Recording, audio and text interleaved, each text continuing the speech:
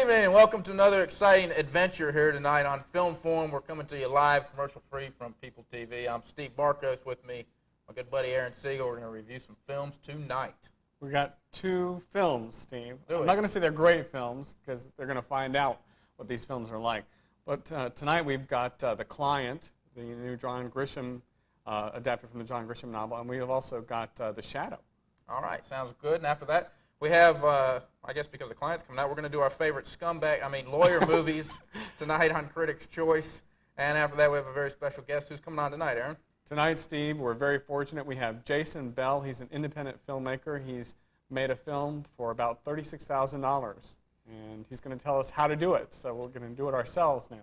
All right, sounds great. Well, let's get started. We've got a lot to do. What do you start with, The Client? We'll start with The Client. All right. Okay, The Client is adapted from John Grisham's third novel. We've had The Pelican Brief. We've also had The Firm. And here to tell you more about it is John Grisham himself. So let's go ahead and take a look at this. Hi, Mark. Sit down, son. I'm scared. The client is a 10-year-old kid or 11-year-old kid, I think, in the novel, who witnesses the death by suicide of a lawyer, a mafia lawyer. A man lies dead by his own hand, yet this boy remains silent. Before he dies, the lawyer tells him something that nobody should ever know, especially an 11-year-old kid. We've got to get our hands on that child before the mob does. Why should he talk if we can't protect him? You talk to the feds tomorrow, I'll kill you. It's like the kid who knew too much, What did Roma tell you in that car? and he gets caught in the quagmire of the juvenile justice system and tries to get out of it. And he hires an attorney, Reggie Love, played by Susan. How many cases have you won? More than I lost. How much do you cost? How much you got? If I don't answer your questions, I could go to jail. Maybe. Bodies start falling. You know, typical Grisham story, I guess. The Client is John Grisham's fourth consecutive #1 bestseller, and all the books have a legal setting. You're right. You do need a lawyer. Because Grisham was a lawyer for 10 years before becoming a novelist. You write about what you know. You can take any murder and make a few changes here and there and come up with a pretty good mystery, who done it and why and all that. And before you know it, you're developing a story, and so that's where the ideas come from. Did you attempt to interrogate my client outside the presence of his mother? No. Definitely not. I need a lawyer What for? to protect my rights. All the books are plot-driven. They're very much concerned with plot, action, story. The books are somewhat visual to read because the writing style is very simple. And that style, I think, has a lot of appeal with Hollywood because that's basically what a movie is. This movie. All right, that's some previews and some scenes from The Client, which opens up tomorrow, which Tomorrow, is yes. Wednesday. Yeah, this has great casting, great performances, And great interaction amongst the characters, but I think the story was just kind of decent. I think that kind of sums up The Client. Yeah, I mean, it's got a pretty good director, Joel Schumacher, and but I have to agree with you here. It's just kind of lukewarm story-wise. You know? Yeah. I mean, I love the white trash kid and how he kind of bonds with Susan Sarandon. She's kind of very maternal-like. She takes care of him. I like the way she kind of stood up for him against all the male chauvinist pig district attorneys, who's headed by Tommy Lee Jones. I love Tommy Lee Jones' performance in the film. I think he's on the verge of becoming the next Robert De Niro or Jack Nicholson caliber actor here in America. People seem to like him. He always has a win about him. He makes a better character actor than he does a regular, just a protagonist. He makes a great heavy or a great, like they call him the Reverend in this film because he always uses quotes from the scriptures in court. He's funny. People like him. But he's playing a role that is kind of a bad guy, very similar to the role in The Fugitive. He's not really a bad guy, but nobody really likes him. He's a good guy that nobody likes. As opposed to his role in Blown Away, where he is a bad guy. Yeah, He's blowing everybody up. this is kind of like The Fugitive. He manages to make his characters fun. I think that's why people like him. He's fun. He manages to keep the likability of the character despite the fact that he's an unlikable type guy. Like I said, in this movie, he's not a bad guy. He's a district attorney. Not a bad guy. So in a way, he's kind of the bad guy. Nobody likes him. But as far as the story, I thought it could have been a little more suspenseful than it was. Do you think the next film, Tommy Lee Jones, is going to be an IRS agent or something? I don't know. No, I hear he's playing the villain in Batman. He's going to be somebody Two-Face and Batman. False Face? I don't know all the characters, but that's what he's going to do. Okay. And Robin Williams, I hear, will not be in, and I guess he wanted too much money. I thought it was Jim Carrey. It was going to be the Riddler. No, I just So all of these things are like leaking out so far. Yeah. So. Yeah. Now, the one problem I had with this movie is I never could quite swallow the fact that this kid would not talk to the police after he saw the suicide. Something about that bothered me. And I know there's a scene later in the movie where the mob comes to him and threatens his life, which I could see that's a good reason not to talk. But he clammed up from the very beginning, and I never saw what his motivation was for not talking to the police. Anybody I know, if you were a little tiny kid and saw a suicide, you would have run home and said, "Mom, guess what I saw?" And you would have been willing to tell anybody everything that they wanted to listen to it. So I found that hard to swallow. The other thing is there was no suspense in this film. There were great performances, but you didn't have any kind of compassion for these characters, and I had compassion for the characters. It's kind of lukewarm. Yeah, as I said, it's not a big suspense story, but I did enjoy the characters, so I wasn't as much concerned about that. Like I said, the believability was sort of like in Pelican Brief, which I remember if you reviewed. I said I never quite believed that a law student would just up and decide to spend her time solving a murder mystery. Well, see, I liked the Pelican Brief because it was more suspenseful. There was at least something. There was a mystery here. You know, what's going on here? Why were these Supreme Court justices killed? Yeah, whereas here, there's no puzzle to solve. But the overall base of the fact this law student, when she's studying, is just going to quit everything and go to solve this mystery for no apparent reason. Well, it's better than this because this seems more like a slasher film. You know, it's like, ooh, look out! You know, you're going to get killed. Your trailer's been burned down. Well, in both instances, I kind of just accepted the fact of what happened, and then I enjoyed the story. I think this is good summertime entertainment, though. What are you going to give this film? I'm going to go with 3 stars. I think it's good summertime. I'm going to give this film 2 stars, Steve. 2 stars, that's 2.5. This is a film that I liked less than you. This is like almost probably a first. Yeah. Now, what do you think about that PG-13 rating?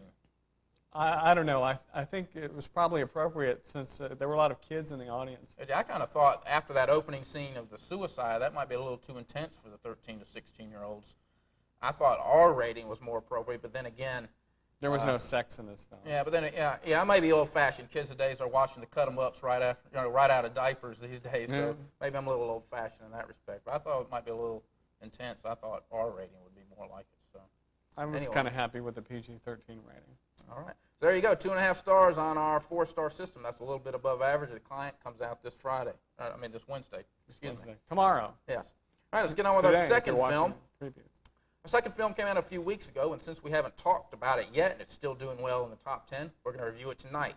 It's called The Shadow. It stars Alec Baldwin, John Lone, Penelope Ann Miller, and Tim Curry. Now, The Shadow's been a superhero for about 60 years or so, and he's been in novels, comics, serials, and he's most noted for his the radio show back in the 1930s and 1940s.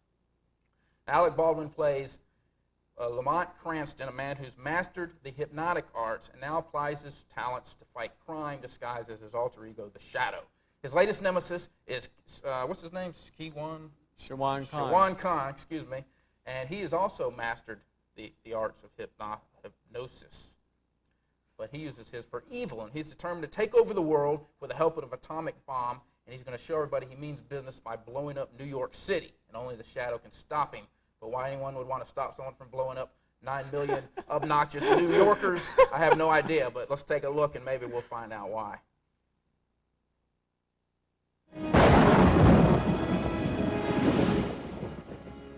Yango, I surrender.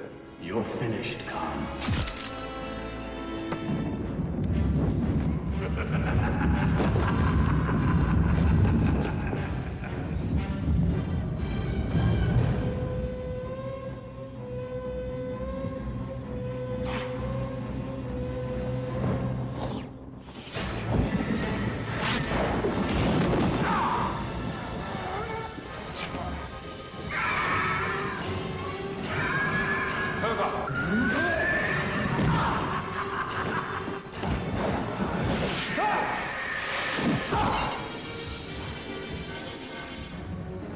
Look at you, Yinko.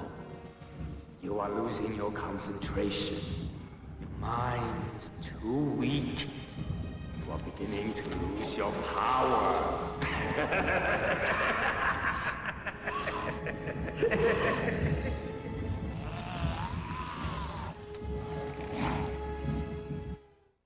is a scene from The Shadow, the superhero from the early 1930s. Is that O.J. Simpson's knife?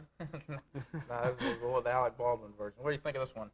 Well, I'd never seen The Shadow before. I never listened to the radio serials, and I never had any kind of confrontation with The Shadow or any kind of knowledge. Any kind of knowledge of The Shadow, I guess, is the best way to put it. And I was impressed when I first saw it. It's a superhero that I'd never heard of, and my parents had talked about, especially my father, he talked about The Shadow and how they used to listen to it on the radio. That's when my mom was giving me the rundown of how they listened to every Sunday night. So obviously this thing went into the 40s because she was born in 39. So, you know. And Steve has just told everyone in the entire city his mother's age. Hopefully she's not watching tonight. I think The Shadow is the epitome of what I call the pleasant time-passing movie. It's one of those movies you go to, you have a good time while you're there. A week later, you really can't remember anything about it. And I know that's a fact because I saw this movie 3 weeks ago and I had to call up Aron and say, Aron, dig out that press kit and tell me what this movie was about.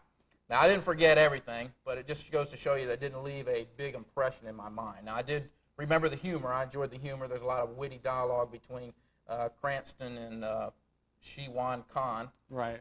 And both Alec Baldwin and John Lone really showing a good aptitude for comedy. And we've also got Jonathan Winters in this, who's got a great comic relief. That he plays Lamont Cranston's father. Yeah. Might have been a little bit better if he was in it a little bit more. Probably. And Tim Curry's in it. He's hilarious. He's funny looking. He plays Juan's butt-kissing assistant who's hoping to get his share of the world.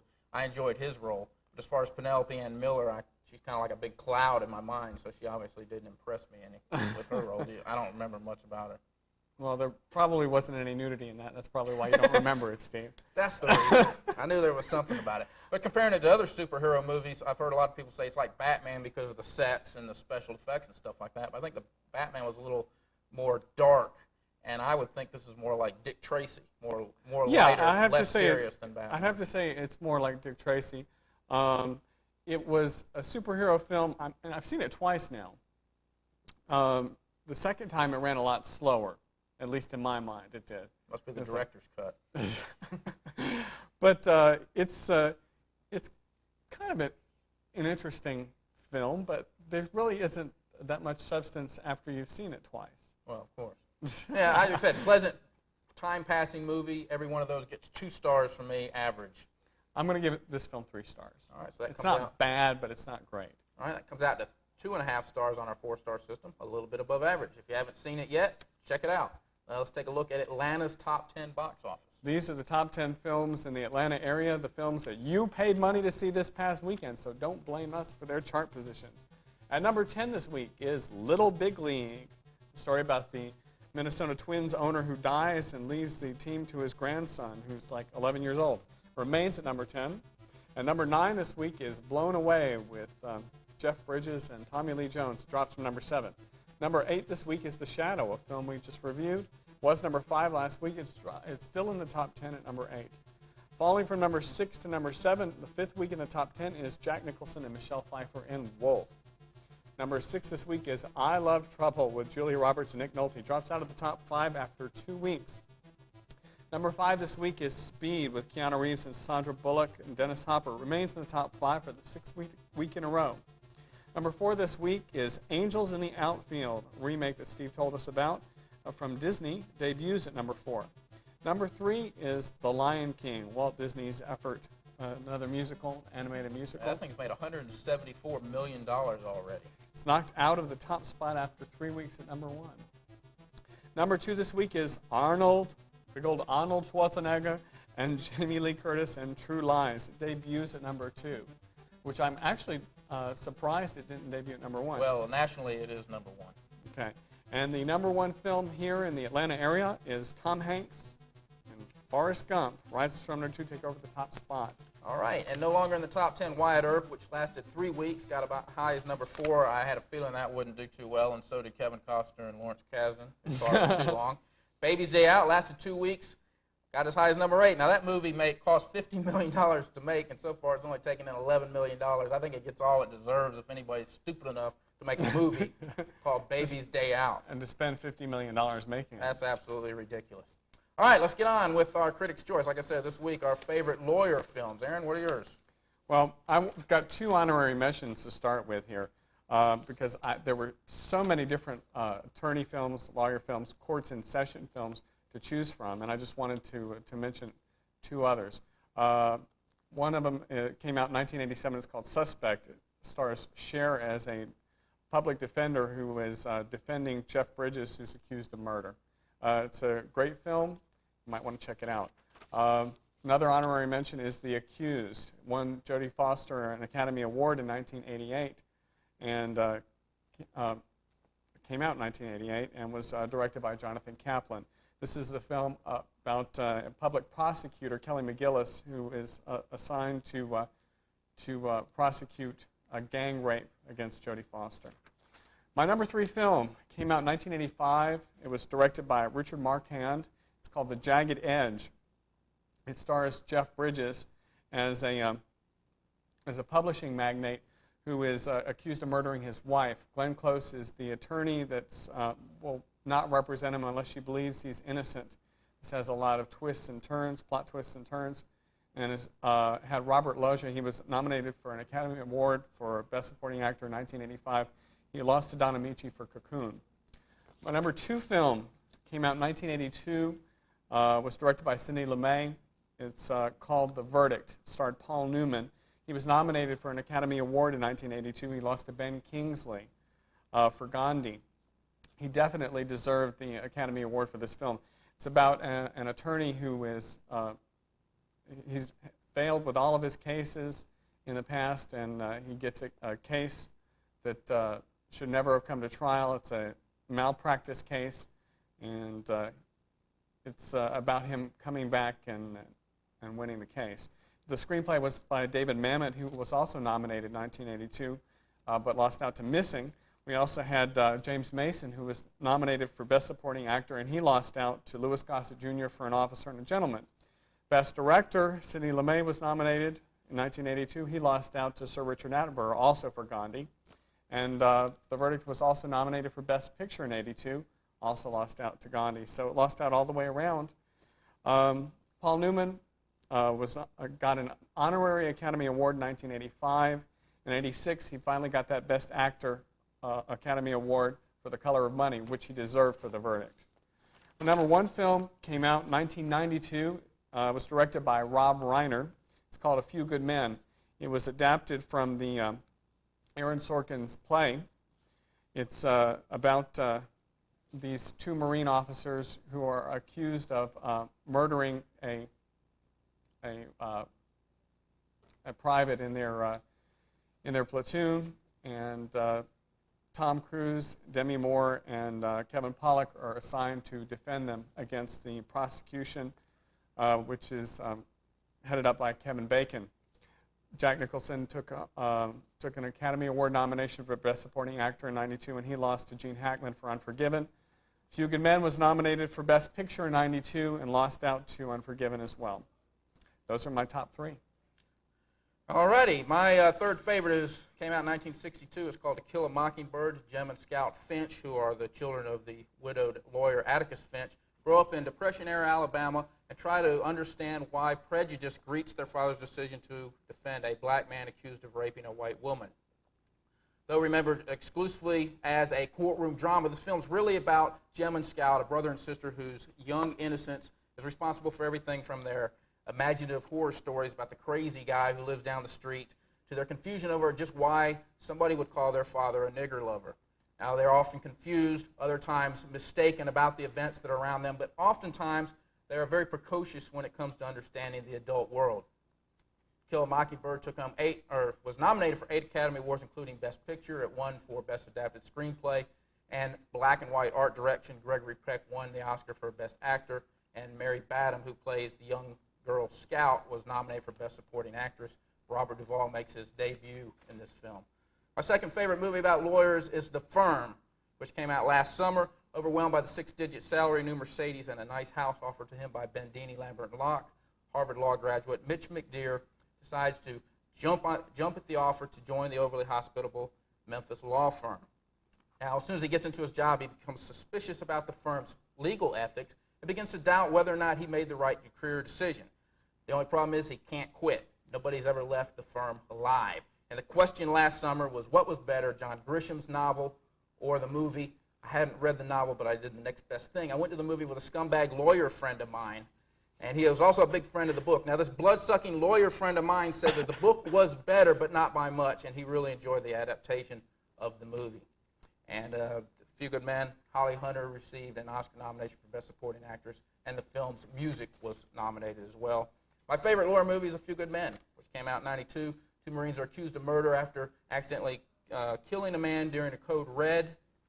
Code Red is to serve as a warning to a misfit soldier to clean up his act. Now their fate rests in the hands of Daniel Caffey, a young hotshot lawyer played by Tom Cruise.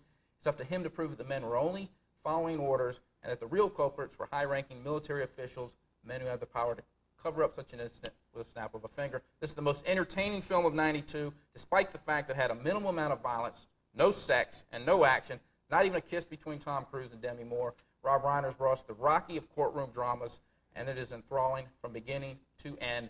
And those are my favorite lawyer movies. And I guess next week what we ought to do is our Tom Cruise and a liar. We did them all. All right, let's look at video releases really quick. Coming out on video, we have The Hidden 2, which is the sequel to The Hidden, obviously. On Deadly Ground, the Steven Seagal film. And My Father the Hero, which we gave 4 stars. I actually saw that on the in-flight movie on the way back from Paris. And that was adapted from the French film. French film, yes, and stars Gerard Depardieu. On pay-per-view this week, we have The Air Up There, which we gave 3 stars. The Pelican Brief. Bacon. Yeah, Pelican Brief, which is the other John Grisham novel, we gave 3 stars.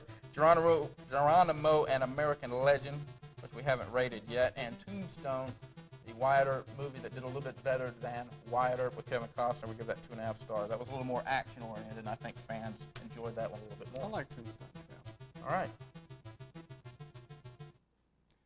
Each week when we have a regular format here on Film Forum, we have a special guest involved in the film industry.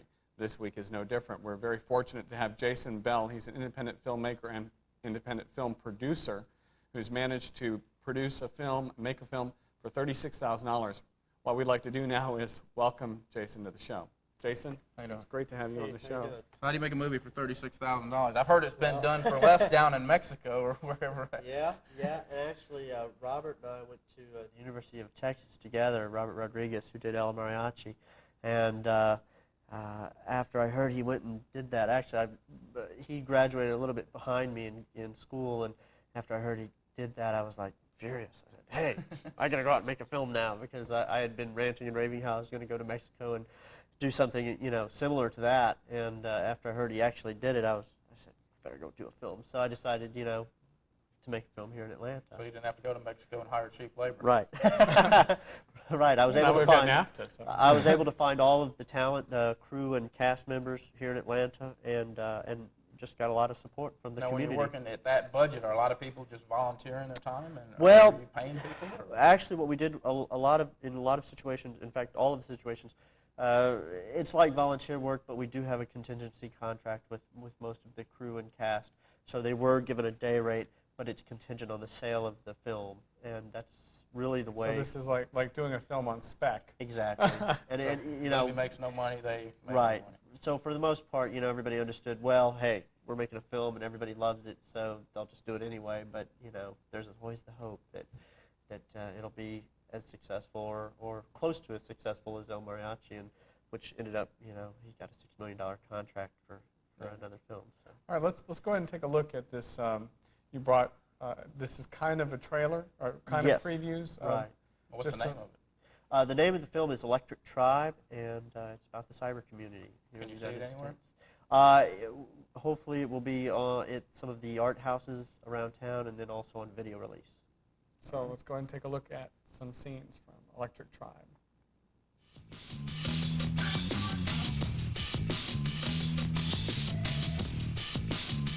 Caught the web of the net, are we?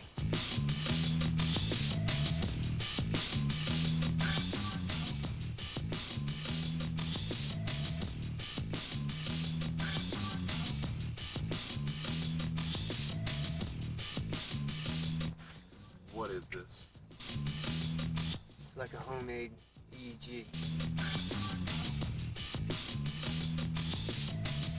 Guys, we gotta tap the source. I'm not gonna push another one over.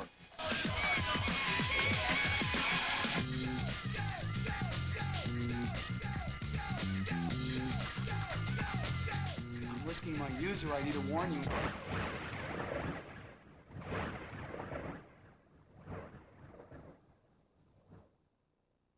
Okay, if you just tuned in, those are some select scenes from The Electric Tribe. It's produced and directed by Jason Bell, who is our guest this evening.